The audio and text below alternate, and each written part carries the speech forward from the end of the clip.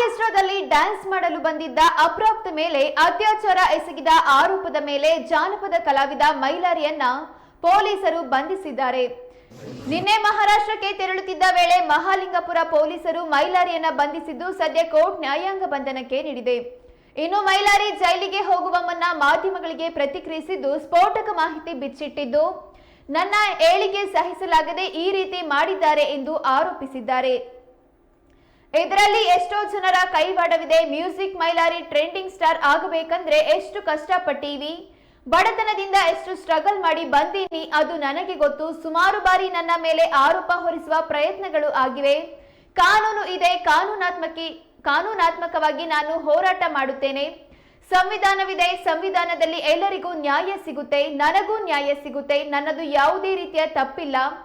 ಕಾನೂನಿನ ಮೂಲಕ ನಾನು ಹೋರಾಟ ಮಾಡಿ ತಪ್ಪಿಲ್ಲ ಎಂದು ಸಾಬೀತು ಮಾಡುತ್ತೇನೆ. ನನ್ನ ಏಳಿಗೆ ಸಹಿಸದವರು ಈ ರೀತಿ ಮಾಡುತ್ತಿದ್ದಾರೆ ಎಂದು ಹೇಳಿದ್ದಾರೆ.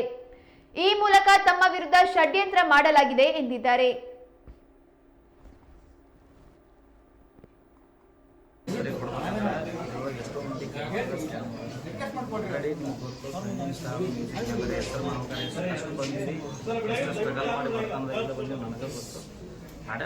ಕಾನೂನು ಅದ, ಕಾನೂನಾತ್ಮಕವಾಗಿ ಹೋರಾಟ ಮಾಡಿ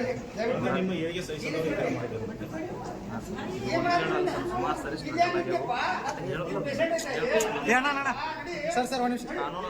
ಕಾನೂನಾತ್ಮಕವಾಗಿ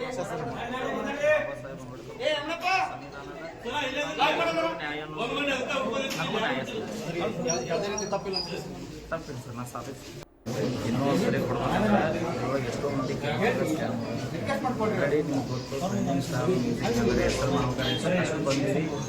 ಸ್ಟ್ರಗಲ್ ಮಾಡಿ ಬರ್ತಾನೆ ಬಂದು ನನಗೆ ಗೊತ್ತು. ಮಾಡ್ಯಾರ ಸರ್, ಇಲ್ಲಿ ಕಾನೂನು ಅದ, ಕಾನೂನಾತ್ಮಕವಾಗಿ ಹೋರಾಟ ಮಾಡಿ ಸುಮಾರು ಸರಿ ಕಾನೂನು ಅದ ಸರ್, ಕಾನೂನಾತ್ಮಕವಾಗಿ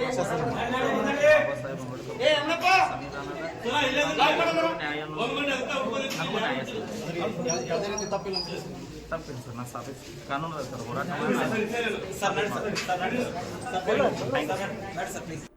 ಇನ್ನೂ ಸರಿ ಕೊಡ್ಬೇಕಂದ್ರೆ ಎಷ್ಟೋ ಮಂದಿ